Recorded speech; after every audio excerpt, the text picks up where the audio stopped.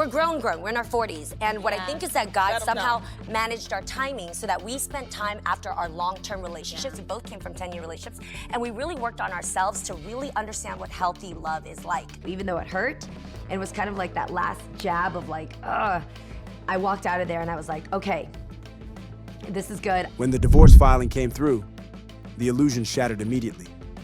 There was no unraveling, no slow realization. Everything that once felt genuine, the growth, the healing, the timing, snapped into place as something manufactured, carefully controlled by someone who'd already decided how it would end.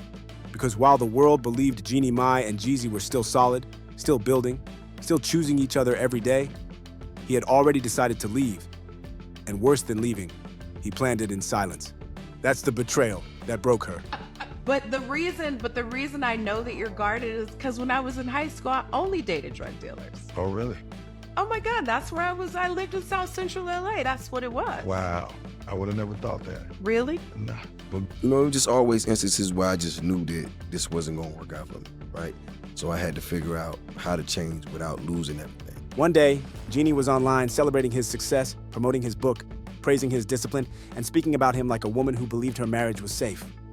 She was showing up publicly as his partner, his supporter, his proof of growth. The next day, she was served divorce papers with no warning, no private conversation, and no chance to prepare emotionally. No, we need to talk. No, this isn't working. Just documents, cold, legal, final. I wouldn't wish on anybody. The kind of pain that shakes your faith and makes you question everything. A chapter of my life ended, one I once shared right here. And what looked like an ending became the awakening I never saw coming. It stripped me down until the only person left to meet was me. I'm still adjusting. It's not a bad thing, it's just an adjustment. It's like putting on a new pair of glasses. Everything suddenly looks honest, even the parts that I wasn't ready to see. Sometimes the clarity is really refreshing and sometimes it's a little jarring. What I wanted to see instead of what I was really seeing. And the most humiliating part, she didn't even hear about it through the celebrity blogs. It wasn't TMZ, it wasn't the Shade Room. It was a local Atlanta court filing that broke the news first. That detail alone told people everything they needed to know. This wasn't impulsive, this wasn't emotional, this was calculated. People close to Jeannie say she was stunned in a way that went beyond heartbreak, because nothing in his behavior signaled that the marriage was ending. He was still smiling in public, still playing the role, still letting her advocate for him and speak lovingly about their relationship, knowing the entire time he had already made his decision. That's why fans started calling it cruel. Because if you're unhappy, you leave. But if you let someone continue loving you publicly while you prepare to disappear privately, that's strategy. And it cut especially deep for Jeannie because of everything she sacrificed to be there. You know, the custody battle Yep. that you did win and everything. Where are things with you and your ex now? peace. That's good. Yeah, peace, man. I'm all about understanding. I'm all about what's best for everybody. Yeah. The greater good. After her first marriage ended in betrayal, Jeannie made promises to herself, not to another man, but to her own heart. She said she would never remarry, never ignore red flags for love again, never abandon her boundaries just to keep a relationship alive. Her first husband cheated, moved on quickly, and shattered her sense of safety. She spoke openly about it for years, about rebuilding herself, about choosing peace over partnership, about deciding she didn't even want children because she no longer trusted foundations enough to build a family on them. Then Jeezy entered her life, and he didn't come in loud or flashy. He came in quiet, grounded, soft-spoken, patient. He didn't push marriage. He didn't rush children.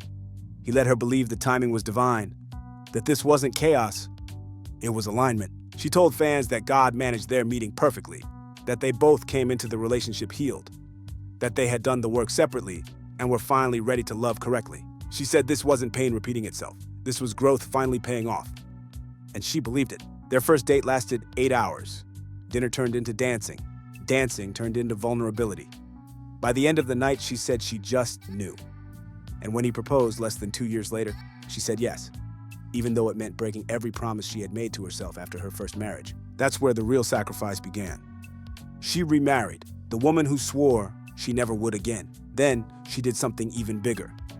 She became a mother. The same woman who once said children were no longer part of her plan gave birth to their daughter, and the world celebrated them as a redemption story. The healed woman, the reformed man, the family that proved second chances were real. But behind the scenes, the marriage was already over, at least for him. Because while Jeannie was posting family moments and speaking about gratitude, he was notarizing divorce papers. Months before the filing became public. Months before she suspected anything was wrong. Months before she had any chance to protect herself emotionally. That's the part people can't move past. He even posted a Mother's Day message praising her, calling her the glue that held everything together after he had already decided to leave, letting her believe she was safe while he prepared his exit, letting her attach her heart, her healing journey, and her identity to a marriage he had already checked out of. When the truth finally landed, the sadness turned into something else. Anger. Friends say Jeannie kept repeating the same sentence over and over, "He made me break my own rules." And that realization hit harder than the divorce itself. Because she didn't just lose a husband, she lost the version of herself she rebuilt so carefully after her first heartbreak. She trusted him with boundaries she hadn't let anyone cross in years. She changed for him. She trusted him. She gave him access no one else had. And once she did, he walked away. That's why she's no longer staying quiet. Because to her, this wasn't just a breakup. It was manipulation dressed up as healing. Love used as branding. Growth sold as partnership. And the moment she stopped protecting his image, the real story started pushing its way out. Once that truth settles in, the divorce stops being about heartbreak and starts being about intent. There's a massive difference between falling out of love and planning your exit while someone is still standing beside you, defending you, celebrating you, and believing you're building something permanent together. That's where Jeannie's pain really lives. The more she replayed the final months of their marriage, the uglier everything felt. Trips that once felt romantic started to feel staged. Photos that once felt genuine started to feel performative. Moments she thought were intimate began to feel strategic. She started asking herself the question no one wants to face. Was he ever really in it, or was she helping him sell an image? Because Jeannie had become his proof. Proof that he'd changed. Proof that he was stable. Proof that he could be a husband, a father, a family man. And once he had that proof, once the world believed it, he no longer needed the performance. That realization wrecked her. Friends say she didn't feel discarded. She felt used. Used emotionally. Used spiritually.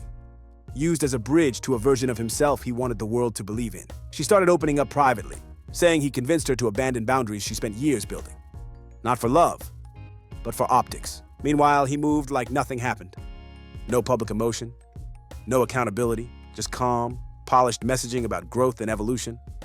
Quotes about letting go that sounded wise until people placed them next to the timeline. One post in particular set people off, when he wrote about releasing those who weren't meant to come with you. To fans, it read like dismissal, like rewriting the story before she ever got to speak. And that's when the tone shifted. Jeannie didn't rush to interviews. She didn't name names. She did something quieter and louder at the same time. She started posting about betrayal, about truth, about people revealing themselves when you stop protecting them. Each post felt like a response without needing explanation, and the internet noticed. Because once you see the timeline clearly, it's impossible to pretend this was just two people drifting apart. One person had time to prepare, the other didn't. And that imbalance is what turned this divorce into something much bigger than a private ending. This wasn't just about love ending, it was about control. And once that became clear, the story stopped being about a breakup and started becoming a reckoning.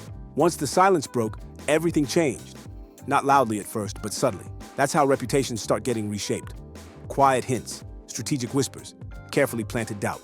Because after the shock wore off, Jeannie started noticing something that made the betrayal sting even more. The story was already being rewritten without her consent. Not by her, by him. Suddenly, the tone around the divorce shifted. What was once framed as a shocking blindside started getting softened. People began floating theories, vague ones at first, that maybe there was tension behind the scenes. Maybe things weren't as perfect as they looked. Maybe Jeannie wasn't as blindsided as she claimed. And then came the rumors. Whispers started circulating that Jeezy had discovered messages he didn't like. That Jeannie had gotten too close to someone she worked with. That emotional boundaries may have been crossed. No screenshots, no timelines, no proof, just suggestion, which is all it takes to muddy the waters. And Jeannie recognized the tactic instantly. Because this wasn't about truth, it was about balance. About making the breakup look mutual instead of one-sided. About reframing a calculated exit into a moral gray area where both parties could be questioned. It was classic narrative control. People close to Jeannie say she wasn't devastated by the rumor. She was offended, deeply offended. Because if there was one thing she had been consistent about her entire career, it was boundaries. She built her public image on transparency, loyalty, and discipline. The idea that she would risk her marriage, her family, and her reputation for a side situation didn't line up with her behavior, her history, or her values.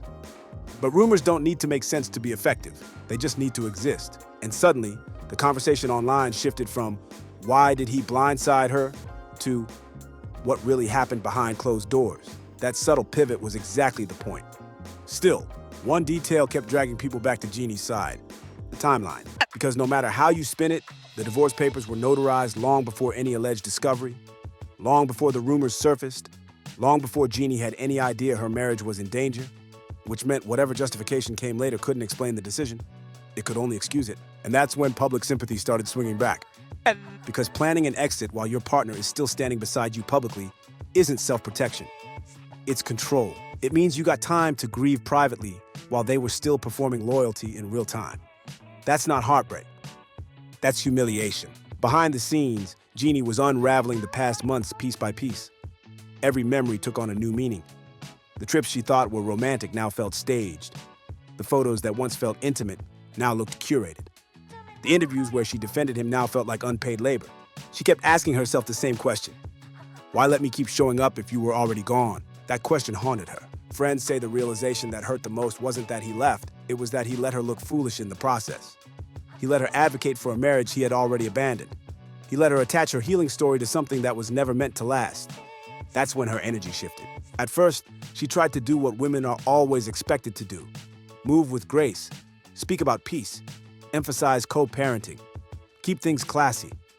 She posted about healing and moving forward, choosing language that softened the blow even when she was bleeding internally. But grace has a limit, and the more details surfaced, the clearer it became. This wasn't mutual confusion. It was unilateral control. One person decided. One person prepared. One person walked away clean. The other was left catching up. Jeannie began replaying everything. The Father's Day celebrations she organized, the interviews where she praised his growth, the moments she stood beside him publicly while he quietly planned his exit. It wasn't just painful, it was degrading. That's when the tone of her posts changed. She didn't rant. She didn't name names. She didn't drag. She posted truths, short lines, heavy meaning, quotes about betrayal, about people who benefit from your light until they no longer need it, about learning that love without respect is just performance. Each post felt personal without being explicit, and people understood immediately who they were about. The internet stitched it together in real time. Meanwhile, Jeezy moved in the opposite direction. Calm, controlled, detached. He spoke about growth and evolution in interviews, about realizing something wasn't working for him. The language was smooth and rehearsed, the kind that sounds wise until you place it next to the timeline. Because he spoke like someone who had time to process. Jeannie didn't. She was processing publicly. As a new mother, as a woman who had already been betrayed once before, as someone who broke her own rules because she believed in his transformation. When the rumors about her being too close to someone else gained traction, it felt like a turning point. Not because people believed them, but because people recognized the pattern. Shift the blame, introduce doubt, blur the moral lines so no one focuses on how the exit was handled. Jeannie never directly addressed the claims. She didn't have to. Her response was distance, no ring, fewer couple photos, more focus on her child, more silence, more reclaiming of self. The absence spoke louder than any denial ever could. And then, in a space she trusted, she finally spoke. Not dramatically, not angrily, just honestly. She talked about learning that love isn't supposed to cost your dignity, about realizing that you can build a life with someone and still discover they never saw you as permanent, about how betrayal doesn't always come in chaos. Sometimes it comes dressed as calm. That's when public opinion truly shifted. People stopped arguing sides and started asking bigger questions. How many women have been convinced to abandon their boundaries for a man's growth narrative? How often is healing sold as partnership when it's really a solo journey with borrowed support? Jeannie became a symbol in that conversation. Not perfect, not blameless in everyone's eyes, but human. A woman who believed in second chances and paid the price for trusting someone else's transformation more than her own instincts. The love story that once inspired people slowly turned into a cautionary tale. Not about marriage, not about divorce, but about timing, transparency, and respect. Because when one person gets time to prepare for the ending and the other doesn't, the damage isn't just emotional, it's psychological. And that's the wound Jeannie was left to heal. By now, she moved quieter, more guarded, but steadier. She no longer spoke from hope, she spoke from clarity. Meanwhile, Jeezy kept talking about growth while the internet kept replaying the timeline over and over again. Because peace sounds hollow when it comes after secrecy. And once you've watched someone rewrite the story once it's over, you never hear their explanations the same way again. By the time the dust settled, one thing became painfully clear. This divorce was never about love fading. It was about control. Who had it, who lost it, and who never realized the game was being played until it was already over. Because when you strip away the rumors, the deflections, the vague explanations, and the polished interview answers, you're left staring at one undeniable truth. Jeezy didn't leave because the marriage failed. He left because the marriage stopped serving the version of himself he wanted to present to the world. And that's where the real story lives. Jeannie didn't just marry a man, she married a narrative. The reformed rapper, the healed provider, the family man who had evolved past his old ways. She became the proof point, the evidence, the living receipt that his transformation was real. Every interview, every appearance, every public moment reinforced that image. But images don't require permanence. They only require timing. Once he had the wife, the baby, the credibility, and the moral repositioning, the role Jeannie played quietly lost its necessity. And when people close to her finally put the pieces together, that realization landed like a gut punch. Because nothing destabilizes a woman faster than realizing she was part of someone else's growth arc, not their destination. Behind closed doors, Jeannie began unpacking something deeper than betrayal. Instrumental love. The kind of love that isn't rooted in connection, but in usefulness. Love that lasts as long as it's helping someone become who they want to be, and ends the moment it stops being required. That's why the divorce felt so sudden. Not because the decision was rushed, but because it had already been made months earlier. The paperwork wasn't emotional. It was procedural, notarized, filed, ready. While Jeannie was still investing emotionally, he had already disengaged structurally. That imbalance is what people struggle to name, but they feel it. And once that dynamic becomes visible, everything else clicks into place. The calm demeanor, the lack of public grief, the smooth language about growth. That's not someone processing loss. That's someone executing a plan. Meanwhile, Jeannie was left holding the emotional weight alone, not just of a marriage ending, but of realizing she had been outpaced in her own life, that the future she thought she was building had already been dismantled without her knowledge. And that kind of betrayal changes you. She didn't explode publicly. She didn't spiral. She did something more dangerous. She got clear. And clarity is the one thing people who control narratives can't survive. Because once Jeannie stopped protecting the story, the cracks became impossible to hide. People began revisiting moments they had overlooked, the way she always showed up first, the way she spoke about compromise while he spoke about evolution, the way her sacrifices were framed as growth while his withdrawal was framed as self-care. That imbalance wasn't accidental. Jeannie had bent, he had detached. And when she stopped bending, the marriage had nowhere left to go. That's why the attempts to shift blame felt so desperate. The whispers about emotional distance, the hints about outside influences. They weren't meant to convince, they were meant to confuse. To keep people debating morality instead of intent. But intent doesn't lie. The timeline doesn't lie. And once the public caught on, the tone changed permanently. People stopped asking what Jeannie did wrong and started asking why she was never given a chance to respond before the ending was decided. Why someone who claimed to value healing moved in silence instead of honesty. Why a man who spoke about growth didn't practice transparency. Those questions don't disappear. They linger. Jeannie, for her part, didn't try to reclaim the narrative aggressively. She reclaimed herself. She pulled back, focused on motherhood, on grounding, on rebuilding the parts of her identity she had handed over in the name of partnership. Friends say she went through a quiet reckoning, not with him, but with herself, with the version of her that believed love meant flexibility, that healing required compromise, that peace sometimes meant silence. She realized something uncomfortable. She had given someone the benefit of growth without demanding accountability, and she paid for it. That's the real reason this divorce hits so hard for so many people. It's not about celebrity, it's not about gossip, it's about recognition, about seeing a pattern play out that women recognize instantly, even if they've never lived it publicly. The pattern where a woman supports a man's transformation, emotionally, spiritually, publicly, only to be discarded once that transformation is complete. Where her presence is essential during the rebuild, but optional once the structure stands on its own. Jeannie wasn't blindsided because she was naive. She was blindsided because she trusted alignment over performance. She believed words that matched actions until they didn't. And when the illusion collapsed, there was no dramatic reveal, just silence. distance, and the slow understanding that the marriage ended long before she knew it was dying. Jeezy continues to speak about growth, about peace, about moving forward. And on the surface, there's nothing wrong with that.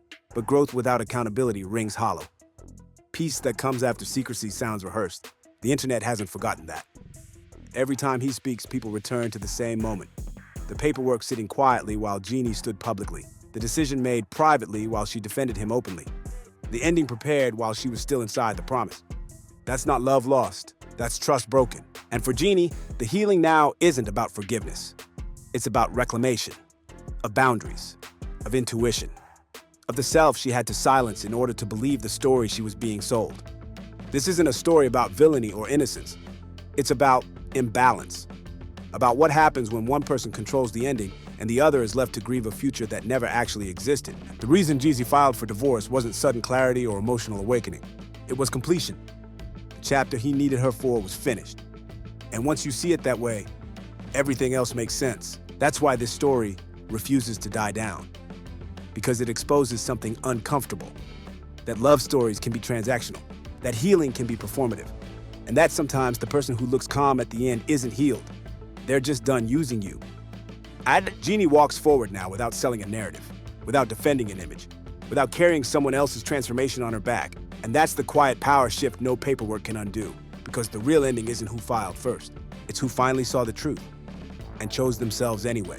If this breakdown hit, you already know what to do. Drop your thoughts in the comments, hit that like button, and subscribe. Because stories like this don't end when the papers are signed.